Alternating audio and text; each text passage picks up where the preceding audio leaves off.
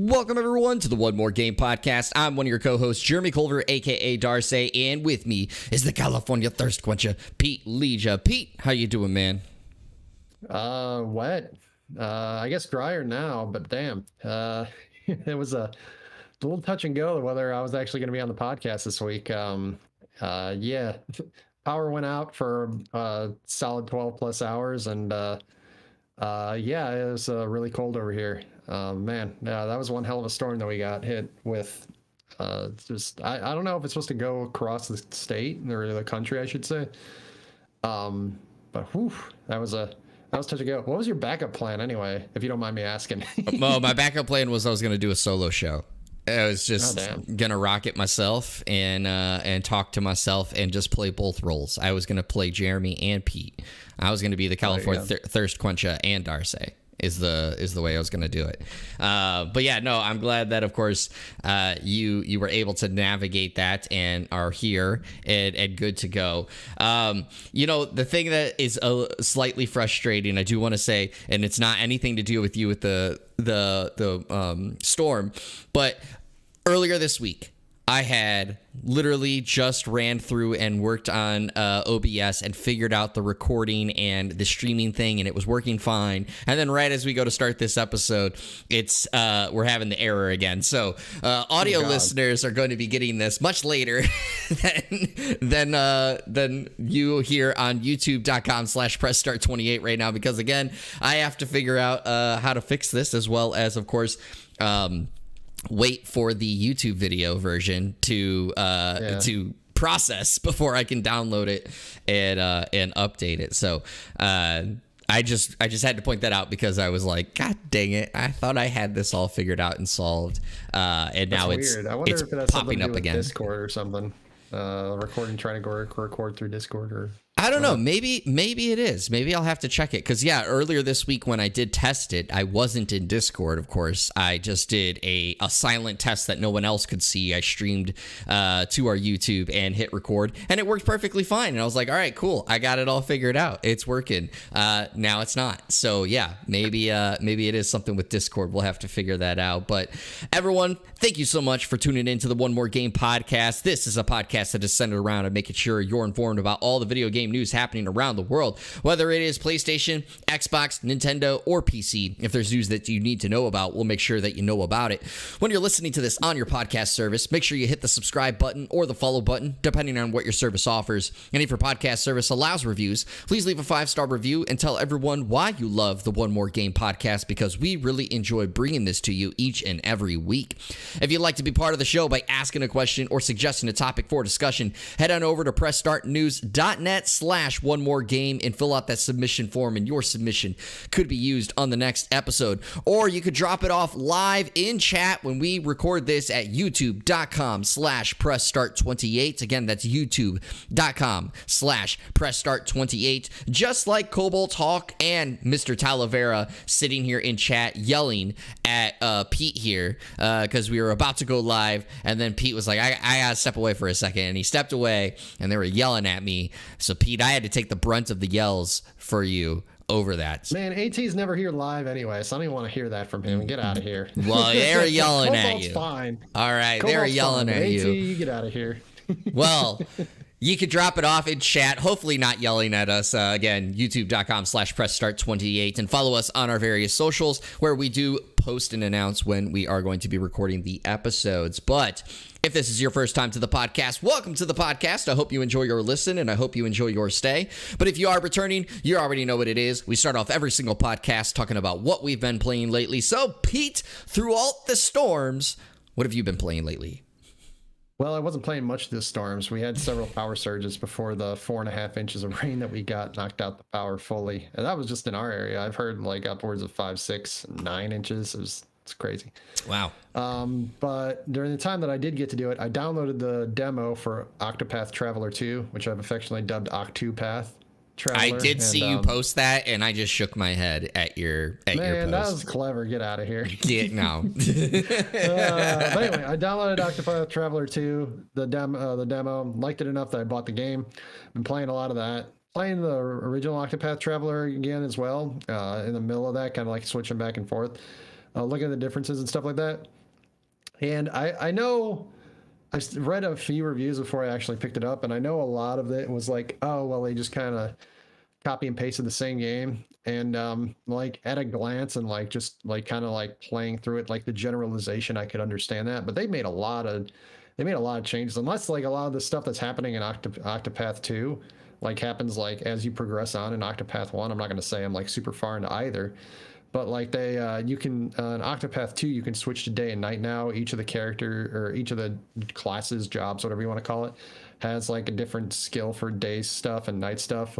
Some of the quests can only be activated at night or completed at night, like in particular or very early on. One of the quests I was during the daytime, I talked to some person who said, hey, something of mine got stolen, what the hell, that's rude.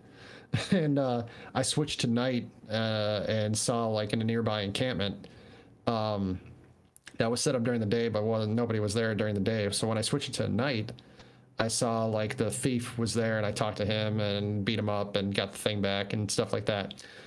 And so there's things like that.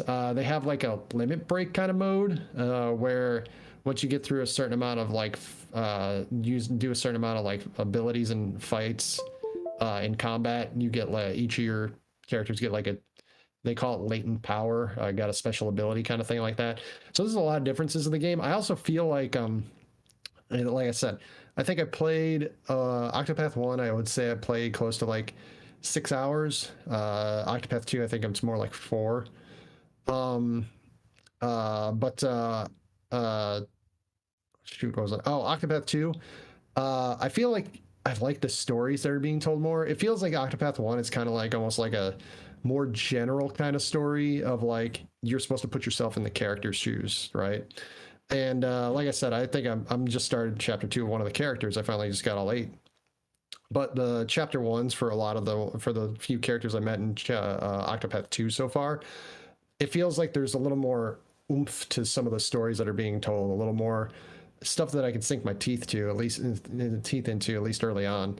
I will say the classes seem like they're all the same, so you're probably going to be familiar with a lot of the abilities. A lot of the abilities are going to be the same. So things like that. But I don't know. I think just saying Octopath 2 is just a reskin version of Octopath 1, which I've seen in some of the reviews I read. Even though most of them have given a pretty good like score, like point wise, I think it's selling it a little short. I do agree with your takes when it comes to Octopath. You basically have to like the genre of games that it is. This is, I wouldn't even say it's a JRPG. It's more like a classic JRPG, like, you know, from like Final Fantasy VI, an earlier era kind of thing. More updated. There's things that, you know, happen in the Octopath games that were like probably more, that are more streamlined than they would have been back, you know, in the 90s or whatever, 80s or whatever. But I mean, it's right in my wheelhouse, so I really enjoy it. But it feels a little bit like if you were playing a racing game and like, this racing game is awesome, but I can only give it a 7 out of 10 because like people don't, not everybody likes racing games. I'm like, well, that's not what I'm going to the score for you for. I'm asking you if I like race.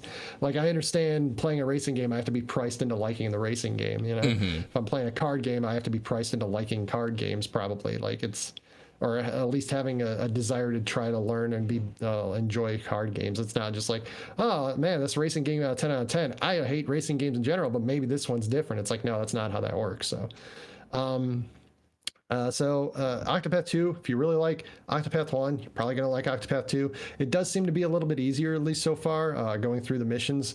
I feel like I'm leveling my characters up way faster. I don't know if it's just because I started with the not the medic, what do they call it, the apothecary class. I didn't start with the apothecary class in the first one. I started with the scholar.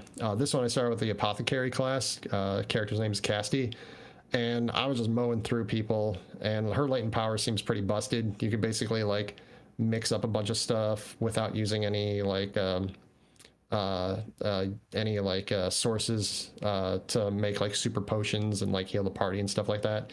And that was felt really broken. But I don't know if that's just like, oh, it's super powerful early and not as powerful late or something like that. So we'll see as I play more and more into it. I'm a little scared.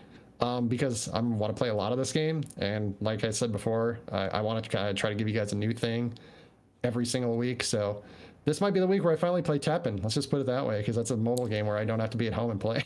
Yeah, you're finally gonna play Teppen. But no, I'm glad you're enjoying Octopath Traveler 2. Did you pick it up on PS5? I think that's what you said before you were gonna. I did. I wanted to play. It's on Game Pass. By the way, if you do want to play it on Game Pass, it's leaving in a couple of days. Octopath 1, I should say. So, I mean, it's on sale right now for $48 if you pick it up, if you have the Game Pass. If not, you're probably going to have to pay full Monty on that one. But if you want to give it a try, there is a couple days left. So, hop on that if you're thinking about it. Yeah, so Octopath Traveler 2, if I remember correctly, is out for Switch, PC, and for PlayStation. Octopath Traveler 2, if I remember correctly, is not on Xbox at the moment. Yeah, it's weird. It is weird because, of course, with how it was before is, if I remember correctly, it came out, it was originally a Switch exclusive.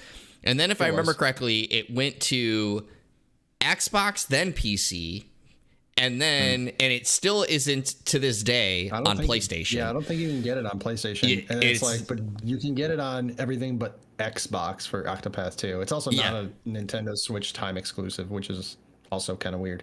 Yeah, well, it's not exactly weird, but I agree with you because, of course, it launched, exclusively for Switch and was on there for like a year or something like that beforehand. But again, it is a Square Enix, title, so it's not completely strange, but it is. It just feels a little off in that regard. But yeah, just wanted to pass that along for the listeners and stuff.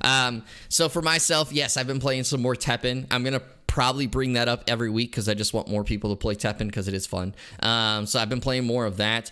And then throughout this week, throughout this vacation, I played Wild Hearts, as I brought up last week. And then I put that on the back burner and I went back to Soul Hackers 2 and finished that finally.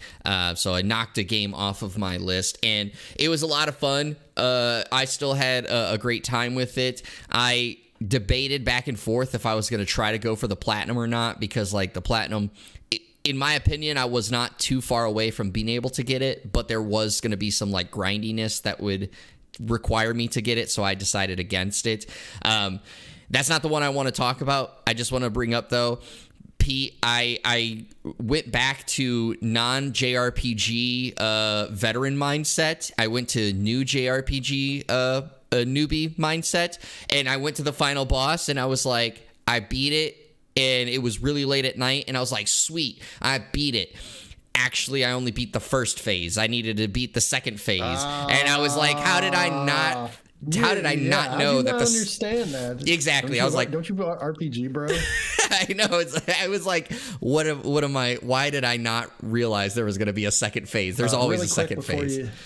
Really quick before you continue, Soul Hackers 2 is going to be on Game Pass within like the next day or so. It is available on the 27th. So, since you weren't going to talk about that, I just didn't want to forget. But go ahead. You're right. Hear what you're talking about. And I'm glad that you pointed that out because I was going to make mention of it, but I was forgetting.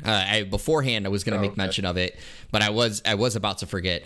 But no, what I want to talk about is what I streamed last night here on Press Start. I was wondering if you were going to do it. I was wondering if you're going to get on that. I'm actually really interested. Yes. I'm really interested to hear this. So last night, as of this recording is on Sunday. So last night, Saturday, I decided to stream, and I decided to go back to a game that we brought up here on the podcast many moons ago, and that is Edge of Eternity. So Edge of Eternity, just for those that don't know, this is a indie RPG, and I'm going to call it a JRPG, even though I'm fairly certain Midgar Studios, who made it, is not Japanese developers, but no, I think they're in Europe. But yeah, I thought, if I remember correctly, they were in Europe. But they're just big fans of JRPGs, and they went to make this game, and it was backed on Kickstarter, and it took a while to get out, and it finally released. And those may remember that I played it, and then when it finally released on console, it was going to Game Pass, and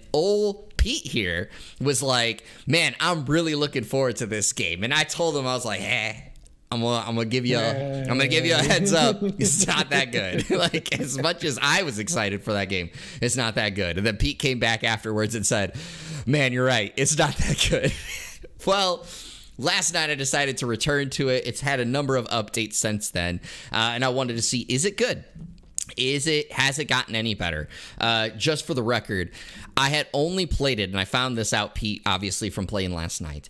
I played it once on December 27th, 2021, and I played it for a grand total of 44 minutes. 44 minutes and 10 seconds to be exact. Way less time than I did. Damn. Yeah, that was it. That was as much time that I gave it back in the time. And I booted up last night, and so then I decided I wasn't going to at first, but I decided I'm going to restart the game because originally I was going to just load up my save and just continue on. But as I was doing a recap for the listeners, I was like, I know that I'm giving the general story of like what unfolded to begin with, but I know I'm missing some parts. So I said, screw it. I only played it for 44 minutes. It's not like I'm going to lose a lot of time. So I replayed it.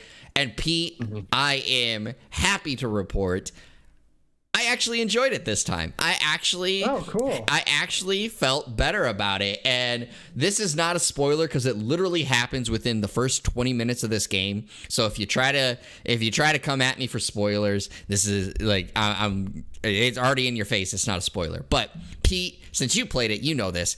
Remember at the very beginning of the game, you fight the big mech unit from the enemy nation, or however you describe it. And at the end of that battle, it shoots a spear at your sorceress in the back, and it like pierces her, and she dies. And remember, I brought up to you about how my biggest complaint at that back when I played it was there was no sound effects when it pierced her. Oh, they fixed that? They did. There's actual sound effects, and I instantly was like, "This feels better." Like, this already feels better. And so I played it for about an hour and 40 minutes last night, an hour and a half, or maybe no, it was an hour and a half, because I was like, I played it for double the time that I played it originally. And I actually, again, I felt good about it. I had a good time with it. So I actually plan to play it some more. And I did return to Edge of Eternity, and I'm glad that it's still rough around the edges. There's still some things that, of course, as a indie dev taking on this like 50-hour JRPG, type game, there are some rough around the edges still, but it's gotten better, and it's done enough to make me continue playing it. So I'm happy to report that. Yeah, Midgar Studio is based in South France, according to their website. That's right. So, yeah. And also, like, if you didn't know they were super into JRPG, the name of the studio is Midgar Studio, which, for Final Fantasy fans, probably recognize that was Final Fantasy VII's opening town that you're in for a decent portion of the first disc of the game. So, yeah. And all of Remake. So, I'm really glad that that actually came back. I don't think I'm ever going to pick it up again. At least not anytime soon. I guess I shouldn't say never say never. Just because I'm super into Octopath right now, and like I actually want to at least get to a point where I'm just like, all right, I'm happy with where I'm at. Maybe I don't finish the game. I would obviously like to, but I don't necessarily get to the point where I'm like interested in finishing games so much as like I'm satisfied where I'm at right now. I'm gonna put it down and go try something else. And I'm not at that point yet with Octopath. There is a game I did download that. If I don't get to it, it'll definitely almost certainly be Teppen next week. But Atomic Heart, which came out, so I want to give that a try. At least maybe I'm not gonna say I'm gonna come back next week, but in the next couple of weeks, I think that'll be one of my what have I been playing lately? Because I want to try that something different. Since I've been playing a lot of RPGs lately, so but yeah, I'm really happy that it sounds like it's better, and I wouldn't mind going back to it. I really enjoyed riding the kitties. Riding the cats around. And it did have a lot of things I liked. It was just like, there was nothing that was like grabbing me when I played, where I was just like taking hold. And I was like, oh, this is an interesting bit or interesting piece to like a new wrinkle or something. It was just like, this is like a lot of things that are fine. It's just like, when I played it, it was like good, but not like good in like I'm back home, or I'm at peace, or I'm in like a happy place. It's like, this is all fine. Yeah. And that was kind of like the extent of it. Yeah, I gave this shout out a number of times in the stream, but I want to just put it here again. you know, when you think about this was Midgar Studios' second game. The very first game was not a JRPG at all. And then again, on top of that, it is a long, you know, beefy RPG at that. You got to give credit where credit is due, and like it is a like, you know, congrats in a sense to Midgar Studio for being able to put this out there for people to play. But in that same breath that you have to, you know, make notice is like, but it shows, you know, they are a small indie studio team, and in a sense they bit off more than they could chew, and so there are some things that are going to hold it back, and it's really going to be polarizing if you like it enough to try to finish it, or if you know, give up right away. And so I don't want to understate that. So with that being said, I do want to say real quick, when it comes to here at Press Start, we've talked about before listing off some games that you could buy that you can help support the stream. And so I have 3 this week. Now, technically, if you watch this or listen to this after 4 o'clock, there's only going to be 2 that you can actually buy at a discount, or at least that I know will be at a discount, but 3 to begin with. And the first one I'm going to bring up is the one that is very short time, which is Edge of Eternity. Edge of Eternity on Fanatical currently is 67% off, making it $9.89. So you could buy that and, of course, support the channel. But again, that expires in about an hour now. So go get it. Podcast recording. You gotta yeah, quick. Exactly. That's what I was saying. Like it's like at 4:30 Central Time. So like I know it's like an hour and a half roughly, but like the time for that one is expiring. The other 2 I want to point out though is the first one that I originally had, which is Steel Rising. Steel Rising is a Dark Souls like game. It is 55% off, making it $22.49. You can go buy that, and a little surprise for you, you'll find my name in the credits if you buy that game. So I'm just gonna push it there. So if you want to buy that and you want to see my name, buy it, play it all the way through, and then you'll see my name in the credits. And then the second one is Symphony of War: The Nephilim Saga. Now this is a game that was made, if I remember correctly, in RPG Maker. And it has overwhelming positive reviews on Steam. It's been something that a lot of people have really been excited for. That one is 21% off, making it $15.89. Again, if you use those links down in the description below and you buy that, you end up helping us support here at Press Start. But let's get to our podcast because we got quite a bit to get to, and it goes with State of Play thoughts. Konami is going to be announcing a new Castlevania, as well as Mortal Kombat 12 is coming out this year. That's all coming up here on the One More Game podcast. But let's get to our main title. And of course, it is, as I said, we're doing a State of Play recap and sharing our thoughts on this. We're going to Destructoid for this one, written by Eric Van Allen. And it is basically just a recap article for the Sony State of Play. Before we get into this, actually, I forgot to ask you, Pete, did you get to watch the State of Play with all the storms that were going on for you? I didn't watch it live, absolutely not. I did skim it after the fact. It's like 1.52 times speed. But if you, I did not intentionally, because I couldn't watch it live anyway, I did not intentionally watch your stream, which you can go find right now on Press Start Press Start on YouTube. Yeah, you're probably watching the stream. If you want to get Jeremy's live reactions to what the State of Play was in general. You can go and look that up yourself, but I didn't want to be influenced by what you were thinking and what you were saying, so I'm interested to hear some of your takes, and I got a few of mine, kind of mostly mixed, but there were some bright spots, so I enjoyed a few things that I saw. Well, let's just real quick get into it. So just as you said, yes, here at youtube.com/pressstart28, I did co-stream the State of Play, so you can see my live reactions to that if you want to see more thoughts outside of here of the podcast. But Pete, you watched it. So what was your thoughts? What would you kind of rate this? It felt like it went on a long time. It even though I sped through it, I didn't watch it like that one time speed. Like I did speed through it. It still felt like it went on for a little bit longer than I would have liked, even in that scenario. There felt like there was a lot of lulls. The Nintendo Direct was what, like 20 minutes? It wasn't. No, this one was. No, the Nintendo Direct was like 40 something minutes. Yeah, I think I'm.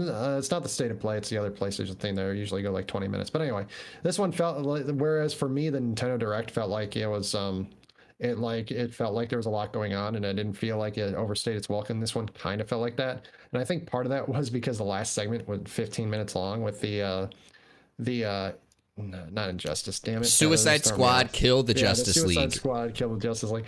Uh, the Injustice one was another article that we're going Yes. over soon. Um, but I think that was part of the problem, where because like that went on for 15 minutes, and I actually liked most of what I was seeing. I did question some of the things that were brought up. First off, the gameplay, quote unquote, felt really controlled and not like they were actually playing the game. It was also almost just like they were showing like a video of what was going on in the game. It didn't feel like they were actually playing the game, which I didn't really care for. Even though there was action going on, it wasn't like the gameplay video that we saw a couple of weeks ago, where it was just running through a empty city and sometimes shooting zombies. This one there was action going on during the scenes, but it felt very controlled and very like intentional and not like fluid. It felt really staticky in that sense. Also, like they brought up numerous times, the one thing they wanted to do was show the city through the villain's eyes, which I get, but also like you're showing showing the world through the villain's eyes, and the world is controlled by Brainiac, another villain. It's not like you're like, oh, I'm playing as Joker, or because it's part of this is supposed to be part of the Arkham universe. I think it's 5 years after Arkham Knight. Yes. And it just it looks when you're looking at the world through the villain's eyes, but the world is completely warped and transformed because of something else. You're not really looking at the world through the villain's eyes at that point, even if you are playing a villain protagonist. You're kind of just it's not like I was trying to say, you're not playing the Joker or Harley Quinn during like Arkham City or something like that. You're playing like it's basically another superhero thing. I also like I get they're trying to make Flash like they're trying to make the Justice League be evil in this case. The video itself, you're playing basically fighting against Flash and Flash's minions to save Lex Luthor as part of the game trailer stuff that they were showing, and then Wonder Woman comes up at the end and he says you have to kill them, which I'm sure is going to be something like, oh, we stop their heartbeat, but then we resuscitate them or something like that at the end of the game, because I imagine they're not going to kill the Justice League totally outright, but maybe they will. But I wasn't but like it felt like it was less the Flash, and I understand they're trying to make him evil. It felt like it was more like Deadpool as they were trying to go for with like some of the stuff the dude was saying and talking about, which was odd because it's supposed to be Flash, even though like I said I know it's supposed to be that. So I didn't really I was kind of hot and cold with that, and because I was hot and cold with that, and that was like a third of the broadcast, it was kind of like okay.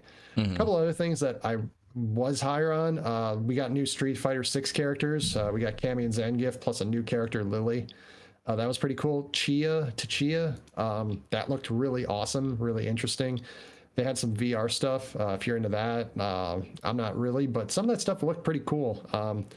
And like if I had a VR, I'd probably be interested in getting some. If I had PlayStation VR too, I'd probably be interested in getting some of that stuff. The big thing that I wanted to talk about, not really talk about, the one I wanted to highlight on was Humanity was a weird game because it was interesting, but like also like felt like a game where when you're playing through it, the messaging could be very powerful and very intentional. And I was kind of really interested in that. And then I was kind of like mostly like kind of like medium on some of the other stuff. The Naruto game, I'm just kind of off Naruto. I don't know if you wanted to bring that up or not. I'm just kind of like off Get Naruto out of here, Pete. entirely. Naruto's awesome. Get out of here. I'm not saying it's bad. They did show some more of Resident Evil 4 remake. There's a special demo for that coming out. So there were some highs. There's I feel like more lows than there were in the Nintendo Direct. I know you were lower on it than I was. But the Nintendo Direct, even the lows, it felt like they were mostly pretty quick, except for like one or two humps. It felt like the lows here kind of lasted a little longer, and I was maybe I get a different experience if I was watching it live, because like I did see people talking about some of the stuff that was revealed. So I already kind of knew some of the stuff that was coming, even if I hadn't watched it and didn't want to be influenced as that much. I did kind of know some of the stuff that was coming. So, if I had to score this, I'd probably give this one a C plus, B minus, that kind of range. That's kind of where my vibe is with this one. But I am interested now in what were some of the things that you were thinking of as you watched this live. Obviously, don't go over the whole thing. I'll go watch the video after we do the podcast, but. Yeah, for sure. Obviously, you're not going to jump in the middle of the podcast. I'm going to click this video and start watching it right now. Yeah, let me disconnect this button really quick. I'll be right back. yeah, exactly. No, I'd give it like a C minus as well. It was. You were even lower again, even lower than me. Yeah, it was one of those things where like it was fine. Personally. I saw, obviously following it, some of the discussions and complaints around it. And like, in a sense, there wasn't a whole lot of, I guess the way to describe it is like new things, but not every state of play needs to be that way. Of course, like what this state of play served as, in my opinion, was updates. It's like, let's give updates to a number of things that we already knew were in the pipeline. Now, some of those VR games, of course, were new, that we didn't know about, but like Before Your Eyes, that's not a new game, but it is new knowing that we're going in a VR mode of that game. Before Your Eyes is like already a fairly popular game in a sense, for those that have played it, I should say, on Steam. And of course, we got a Destiny 2 Lightfall trailer. That game's coming out this week. Of course, you're going to put it in there, and that trailer looked awesome. I mean, I'm a Destiny 2 fan, and I wish I had more time to continue to invest in Destiny 2, but that Lightfall trailer was really sick. Chia, that game continues to look great, and the fact that it's coming to PS Plus is awesome. So I'm excited for that one, and we got to look at we already got confirmed what the PS Plus games are this month, which is, again, it's great in a sense to have that get revealed in a state of play because we normally don't. It's normally just a straight blog post type of thing. So having it there, seeing it's Battlefield 2042, the Minecraft Legends, and then on top of it, the game that I would be most excited for if I didn't already own it, which is Code Vein. Now, Code Vein had been on Game Pass, so those that had Game Pass may have played it, but if you haven't already, this is basically the anime Dark Souls, and it is a ton of fun. I mean, it's set in the God Eater universe. Scarlet Nexus is also set in that same universe, so there's layers to that aspect, and so it's kind of cool that's getting there. And then, of course, we got to look at what is going to be in the streaming aspects of it, the PS Plus extra and premium tiers with Lost Legacy in there, Ghostwire Tokyo, and I can't remember the other ones, but we're gonna find out, of course, those other games that weren't in that when that blog post comes out mid March. Goodbye Volcano High was awesome. I thought that one was a definitely it definitely stole the show in my opinion, because I liked what I had seen before of Goodbye Volcano High, but we hadn't had updates in a long time on it, and it was honestly one of those things where I liked it, but I didn't give a crap about the game, if I'm gonna be blunt about it. The trailer at the State of Play made me give a crap about it. I'm actually actively interested in this game now. And then we got that release date, too, that is coming in June 15th. That was awesome. So it's we got an update. The trailer looked awesome, and we know now when it's coming out. That's great. For myself, I know you talked about the Naruto, but I love the Naruto Ninja Storm games. I haven't bought them in a while, since they switched to Boruto, but I have on my shelf back here Ultimate Ninja Storm 3 and 4. I really like those games, and so seeing the connections, it was awesome. I don't know if I'm going to pick this up, and it really seems like it's more so just trying to connect all the stories, and that's why it's going with the name Naruto Boruto Ultimate Ninja Storm Connections. So that's kind of cool. There's 124 ninjas in that game. That's freaking sick. I mean, you're going to get the whole crew basically of all the games in there. That's pretty awesome. I'm glad that we got an update on Baldur's Gate with its release date. Last we knew it was August. Now we know it's confirmed August 31st, which obviously is at the end of August, which kind of sucks, but still good that we now know. And the cool thing that I loved is the fact that they announced the cross progression. So if you have it on PC or you have it on PlayStation and you want to go to the other one, you can just carry it over. We'll get to another second about that here in a second. But then, yeah, Street Fighter was awesome. And then Suicide Squad, there's been so much discussion around this. I saw a lot of people upset about this, but like I said in the live stream, I'm actually more interested in this game now with it. I know the games as a service aspect is not what a lot of people wanted. It had been rumored and it was leaked that it was going to be a games as a service. Most people, of course, because again, this is coming from the studio that made the Arkham Knight series. They were looking for another Arkham type game where it is a single player, very narrative driven, all this jazz with the Suicide Squad, and that's not going to be it. This is more akin in a sense to like your Destiny. It's not going to be like Destiny. The other game that I'm going to compare it to, which is where it's drawing a lot of the negative comparisons, it's going to be like Avengers. And I know that a lot of people are not happy with that aspect, but what they showed there looked like a lot of fun to me to jump in and drop out of. And it looked way more polished in a sense than what Avengers brought from the people that did play Avengers. If it can bring the story aspect that Avengers brought, because that's where the high point for Avengers was, that's cool. Where my biggest questions came from it, because there were some things that were a little low, is like, what is the moment-to-moment type of situations? Because like you said, that gameplay, it was definitely a controlled environment. Like, that's what they wanted. They wanted to show the flashiness of that. But like, what is the moment-to-moment situations? Is it going to be you're at a hub center, you go to a menu, you hit X to start the mission, and then you get transported to the mission? Or is it going to be like you walk into the world like an open world type aspect, and then that's where the mission starts, type of thing? That we didn't get to see. We know that it's a games as a service, so there's going to be equipment. They already talked about there's a battle pass. They say the battle pass is only cosmetics, which sure, that's fine, but some people are, of course, again, not going to be happy with that, and they're not happy with it based off of what they've seen on there. But the other question that came up is they said they're going to put other characters in the game later, like other playable characters. And I said on my stream, what does that mean for those other characters? Is that mean more story content with those characters? Or is it more like, hey, you really want to play as Joker? Well, here's Joker. And it's literally, you can just go play some missions as Joker, but like, he's not really going to like have story beats. You're not going to see him in the cinematics, things like that nature. Like, what does that mean? And so it made me more interested, but like, it left a lot of questions. And then, just like I said, why I say C-, like you said, there were moments where it felt like it was dragging on, that there were some things that weren't, to the highest points. I really feel like some of the, other aspects around this could have been removed to condense it down some and make it a blog post. So, they need to put the VR stuff in there, because they haven't done a state of play in VR. But like the Naruto Boruto Ultimate Ninja Storm connection, while I like that could have been, a blog post announcement. The Destiny 2 trailer, while it was great, didn't necessarily need to be here type of thing. And so there were some of those things where it felt like it was fluffed up.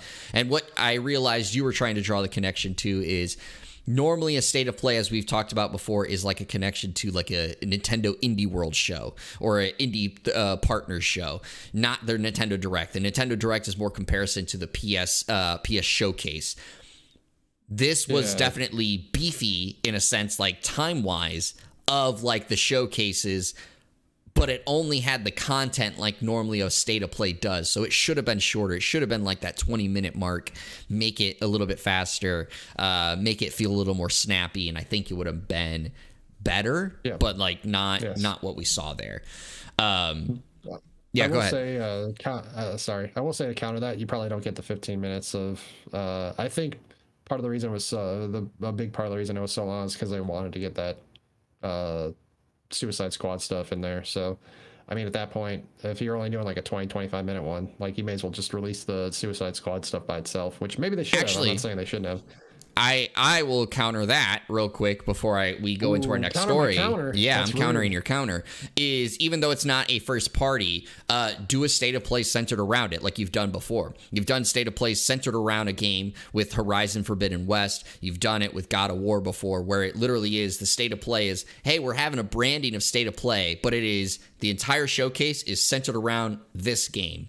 Now, granted, again, Horizon, God of War, those are PlayStation first parties, so that makes more sense. But like, again, this is a situation of if you truly wanted all 15 minutes of Kill the Justice League, and you're trying to condense it down in a sense, but you're like, oh, if we condense it down too much, then that it's only going to be Kill the Suicide Squad. Then just do a state of play on Suicide Squad and save the rest of this for a different state of play, or however you wanted to go about it, in my opinion. Yeah.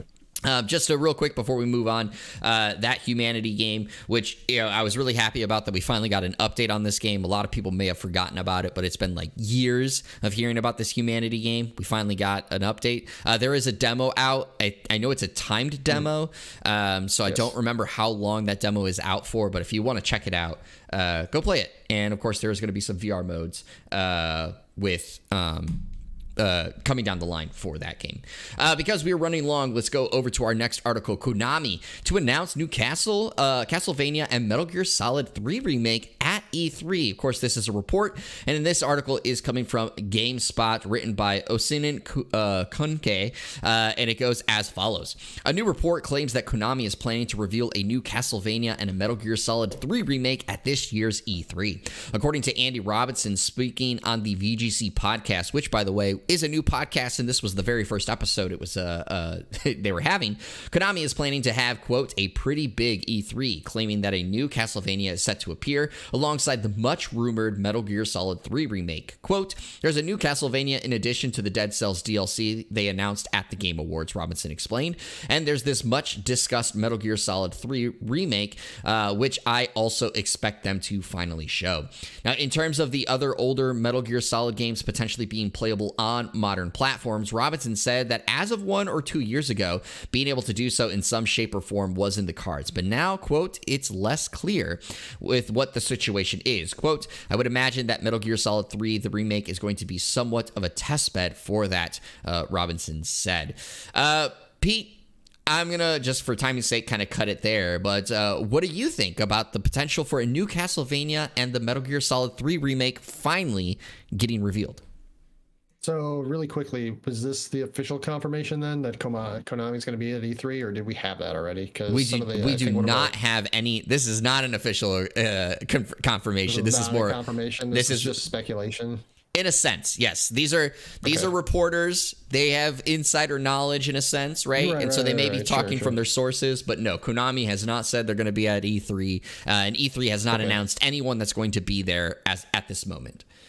Yeah, so basically all we have so far is anyway, I know. Well, we don't even know if Ubisoft, because remember, it's if E3 is there. Ubisoft. What's up? Remember, we don't even technically have Ubisoft because Ubisoft said they'll be there if there's an E3. Got it. Okay. So no confirmation to anybody. I thought for some reason we did. Anyway, going back to this article. Castlevania, fun game, whatever. I'm more focused on Metal Gear Solid 3 remake. I don't know if you know this about me. For the podcast listeners or you, Jeremy, Metal Gear Solid 3 is one of the greatest games I think of it that's ever been made. It's my favorite, by far, Metal Gear Solid game. I have a blast playing it. I think it's one of my highest rated and favorite games of all time. It is the one Metal Gear Solid game. Like, I like, in general, all the Metal Gear Solid games that I played. I still need to play 5. I'm really bad about that. I keep saying I'm going to. But Metal Gear Solid 3 was kind of like, for me, the high point of that series. Yeah, so it possibly getting a remake, maybe with like, not necessarily just updated graphics, like maybe in like a sense of like an actually updated gameplay and stuff like that. I'm really invested and really interested because I really, really, really enjoyed that game. So like, if they announce that they're going to do a remake, I'm all for it because I would really enjoy seeing the Metal Gear Solid 3 again. And the Metal Gear Solid storyline, for the most part, is basically wrapped up. So they really, I don't think, can add much more to the story itself. So basically, all they're doing at this point would be able to be remakes. But I'd be really interested in seeing how that goes, and I hope it would be more than just updated graphics. There would be some additional content involved in that too. There was a lot of stuff I really enjoyed about that game. Just the aesthetic, the feel of the game, the vibes, the gameplay itself in general. It didn't feel like any of the videos or movies within the game felt long, like sometimes some of these games, especially the later Metal Gear Solids, are wont to do. And also, like, even just a little bit of the comedy involved in the middle of it, and a little bit of the banter of all the characters. It was really, really enjoyable and really entertaining. And it was really cool seeing seeing a Metal Gear Solid game where it's not just like a bunch of futuristic technology that may or may not exist. It was kind of like, no, this is back in the Cold War, and the technology fits the time for the most part. I mean, you have some of that still because they're still making like Metal Gears and stuff like that. The Shagohod, I think, was the name of the main villainous robot or whatever you want to call it in this case. But there was but for the most part, it was just, it felt James Bondy and stuff like that too. The music is still just a song I go back to. Snake Eater is just fantastic. So I'm all for a remake. It's basically a long way of saying that. Well, I'm going to tell you, which you might not know and the listeners may not know, but I've made this comment before in several other points. I hate Metal Gear Solid 3. Now, I will say the hate stems from I hit in my opinion, a bug that prevented me from ever progressing, and so that hatred stems from that bug. And so I don't know if I actually would like the game or not. So I would look forward for a remake. So hopefully I do not experience that bug, and I can actually experience the story and see if I like the game or not. But I'm just a little surprised about this because the long rumored remake for Metal Gear Solid, I thought was the Metal Gear Solid 1. So the fact that it is 3, if this is true, is the most interesting part to me. And I wonder, what does that mean going forward? Like you said, maybe they are going to do just remakes and they're not going to try to expand on the Metal Gear world in a sense post Kojima, because obviously Kojima no longer is part of Konami. Are they doing it in chronological order? Or not chronological order, but timeline order, I should say, because obviously Metal Gear Solid 3, for those that don't know, is basically the prequel to all the games. It is. So like, if that is the case, if they're remaking 3, is that giving us an insight in a sense of where they may be going with the other remakes? And they're not necessarily going to go, obviously, we'll remake Metal Gear Solid 1, and then we'll remake 2 and 3 and stuff. Because while these games are great, in itself, I think that it's safe to say, and I think you would agree too, is that like for those that maybe, of course, now trying to go back to play some of these games, they're going to be a little rough to play. And so I feel like these are great candidates in a sense of like a remake is worth it because it not only allows that person to go play and experience said story, but it also will allow them to get a modern feel on the controls and the atmosphere and all that jazz versus let me go play, Metal Gear Solid 3, which, if I remember correctly, came out on PS2, if I remember correctly. Or no, it was PS3, right? Yeah, no, it was PS2. PS2, yes, because Metal Gear Solid 4 was the PS3 one, if I remember correctly, on that one. You're right.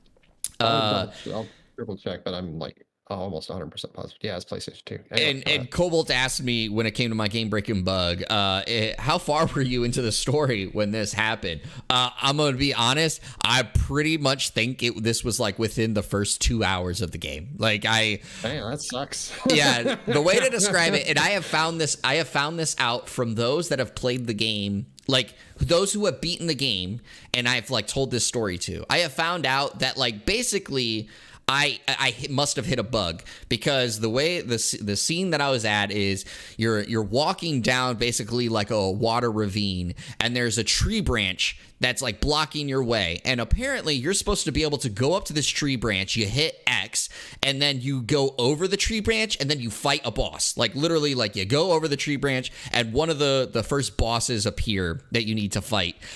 That button input never popped up. I never could do anything with the tree. And I remember thinking I must have turned the wrong way. And I literally turned around and went all the way back to the like start of the game, walking in the opposite direction. And I was like, there is nothing for me. And I kept walking forward. And then, yeah, there's like apparently, because I had a friend that tells me, it's like, yeah, you're supposed to be able to walk up to that branch, or the tree trunk, I guess I should say. It's not a branch.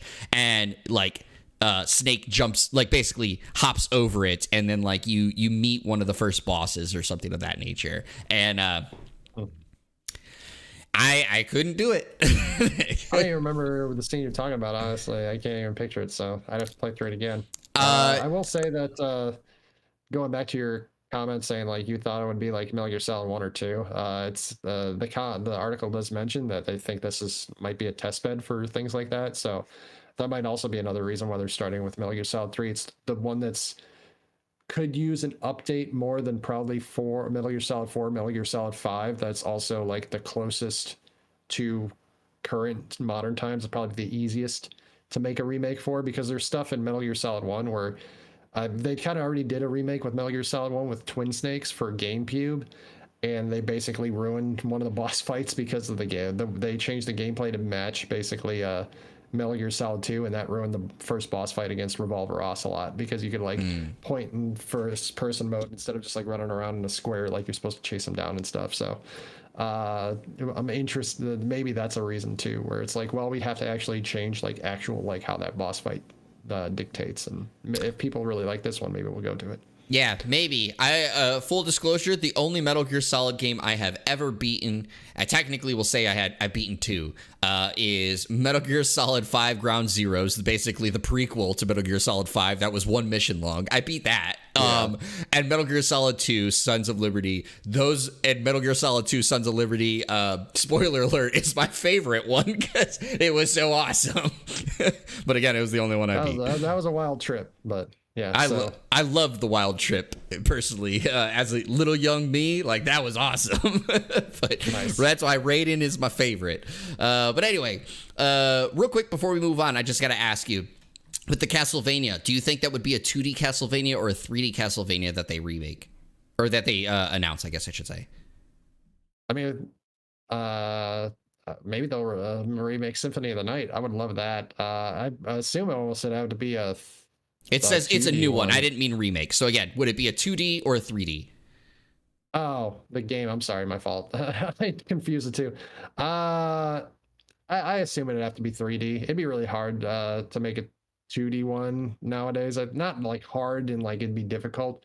I think it'd be a little bit of a tougher sell, but I think honestly, thinking about it more, like Castlevania 2D is just like almost natural, just like the side scroller action. So maybe they just go straight 2D. I would love a new classic Castlevania game. It'd be really sweet in my book. Yeah, I'm going to say I'm thinking it's a 2D. I mean, you look at Dead Cells, you look at Bloodstained, I mean, Hollow Knight in a sense. Like there's so many like that it works with that I think they go 2D in that regard. Real quick, because of timing's sake, we're gonna go to this likely our last article, and it is Mortal Kombat 12 is launching this year, according to Warner Brothers in an earnings call. We're going to Game Informer for this article written by Marcus Stewart, and it goes as follows: Mortal Kombat 12 is apparently launching this year, and that news was revealed rather unceremoniously in an earnings call with Warner Brothers Discovery. In a clip pulled from Warner Brothers Discovery's fourth quarter 2022 earnings call yesterday, Warner Brothers president CEO David Zaslav states that there's lots more to come, including the highly anticipated Mortal Kombat 12 and Suicide Squad Kill the Justice League games, also set for release this year with ambitious launch projections. Of course, developer NetherRealm Studios has yet to announce anything on its end, and yesterday studio head and Mortal Kombat co-corrector Ed Boon cheekily tweeted, "So who has heard the news about Injustice 3?" Referencing the fact that for years, NetherRealm has released an Injustice game between Mortal Kombat entries, so technically that would be next if it is maintaining that pattern. Fans will have to wait for a flashier reveal, but a Mortal Kombat 12 launch would be huge for a year that is already going to see Street Fighter 6 and potentially Tekken 8 on the schedule. Last October, NetherRealm revealed Mortal Kombat Onslaught, a role-playing mobile game also slated to release this year. Pete, what do you think of this being the way, in a sense, that Mortal Kombat 12 is announced? Can CEOs get in trouble for, what do you call it? Leaking their own games? Yeah, leaking their own games. What do they call I don't remember what the voice actors had to sign. Silence clauses. NDA, non-disclosure agreements. Yeah, NDA, non-disclosures. There we go. Do they get in trouble for breaking their own NDAs? I mean, it's interesting, especially since they're saying it's being released this year. I think you made comment before, maybe, or I've read somewhere before that Metal Gear, Mortal Kombat games seem to be announced like pretty close to when the date's actually there's I don't know if it's the group that makes it themselves or if it's just Mortal Kombat specifically, but it seems like a lot of the time they kind of announce like, hey, new Mortal Kombat coming like in 2 months or whatever, and it's like usually like a quick turnaround. It's like, oh, okay, weird. Well, I think it's weird. I don't know. In general, it thinks it's weird, but this reveal particularly was weird. And this is where the Injustice one I got tripped up on, because there's jokingly been a new Injustice between every Mortal Kombat in the middle of that. So, I mean, good for the Mortal Kombat fans. They seem to have confirmation, unless the CEO's confusing this Mortal Kombat 12 to be the role-playing mobile game that's coming out this year. I don't know. Maybe the dude tripped up on that, but I feel like they would have sent a confirmation of that at some point, and I doesn't seem to be that. They've denied that this Mortal Kombat 12 is coming. So, yay, I guess. It's a really weird way to find out, though. Yeah, I'm gonna tell you, as a huge Mortal Kombat fan, what the hell? Like, this is how, like, I'm happy, right? I'm happy that a Mortal Kombat 12 is coming. I figured it would be coming at some point. And I'm also happy in a sense that Mortal Kombat 12, theoretically, and I'm assuming when he says this year, I mean this fiscal year, so technically speaking, this likely could release like early 2024, if that is the way that he's speaking, right? But still, this is how we find out about it. And of course, I love Ed Boon. Ed Boon, for those that don't know, again, he is the founder in a sense of Mortal Kombat and NetherRealm Studio. He is like a jokester. You never can take what he says seriously. And so I love the fact that he's like, you know, kind of turns this into like, hey, so Injustice 3. And then, like, of course, that starts now, of course, to the different discussion, which is like, you know, is there an Injustice 3 actually going to happen? Because people have been waiting on that be the case too. It's like, is there going to be a third Injustice, or is there not? Is the 2 Injustice going to be the end of it? So I find this really weird. And I also find it weird, of course, that like, because this happened, they haven't just either confirmed, yes, Mortal Kombat 12 is coming, or like, no, like, it's not. He misspoke or something of that nature, which feels bad if it's the CEO and you're like, hey, he misspoke. But I don't know. Yes, but do you want to like clear that up and make it so like, yeah, that's not actually what he meant?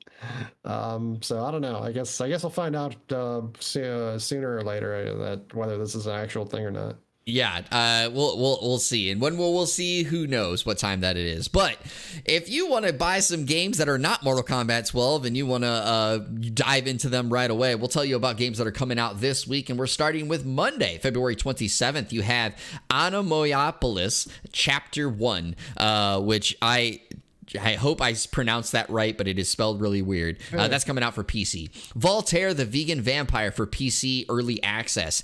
Dead Side Club for PC Early Access as well. That's also free to play, and so I can't imagine you're going to have to pay for Early Access on that one. Tuesday, February 28th, which happens to be my birthday, Destiny 2 Lightfall for PS5, Xbox Series, PS4, Xbox One, and PC.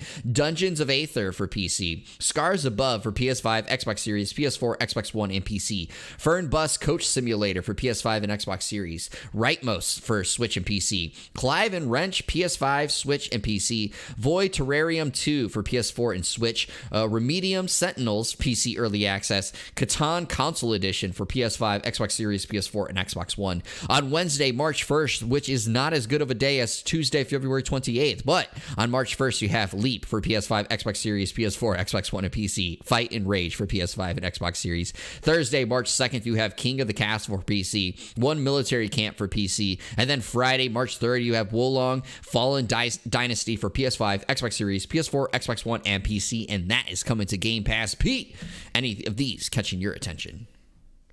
I never played Catan as Me a either. game or whatever, but I see it all the time. Like every game store I go to, everybody. So apparently it must be really popular. The two games that I'm really looking forward to, Scars Above seemed like a really interesting action adventure kind of game. The trailer, I really enjoyed it. It felt kind of like Star Trekian, like futuristic sci-fi kind of thing going on. So you're basically, it looks like you're trapped on a planet of some sort that used to be good, but now, or not, used to be like flourish, and now it's not.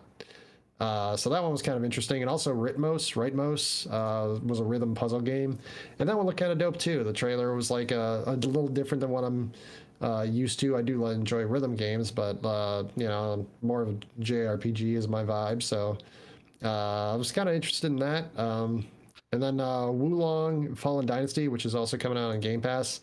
I'm more interested in it because of that, I think. I don't know how much I enjoy the Souls style of gameplay, but if it's on Game Pass, I mean, I'll probably still give it a shot, see what it's like. Yeah, for myself, and I will say, anyone that wants to buy me a birthday gift, they totally can, because I will gladly accept it. But Destiny 2, Lightfall, again, I really like Destiny 2, and Lightfall looks really awesome. So looking forward to that one. Scars Above, as you said, when this was announced at the Game Awards, I actually had it and written down in my phone. Games, literally... Where did I have it? Right here. Games from Game Awards note on my phone, and it'll say right there, Scars Above.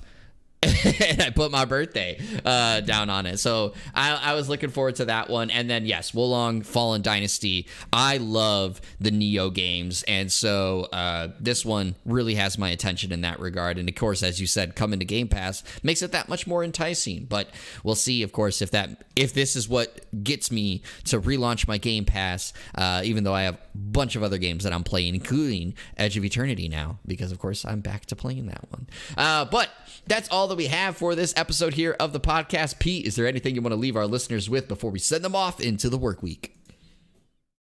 Just have a good week. Hope you can dodge any gnarly storms, stay warm. Yeah, that's about it. We'll come back and be better than ever next week. Yes, we will be back better than ever, and hopefully we'll have this recording issue fixed next week this time around. But everybody, thank you so much for tuning into the One More Game podcast. I've been one of your co-hosts, Jeremy Culver, a.k.a. Darcy. This has been the California Thirst Quencher, Pete Legia, and we really enjoy bringing this to you. So as always, everybody, stay hydrated, stay healthy, stay safe, and keep on gaming. We'll see you guys on the next episode.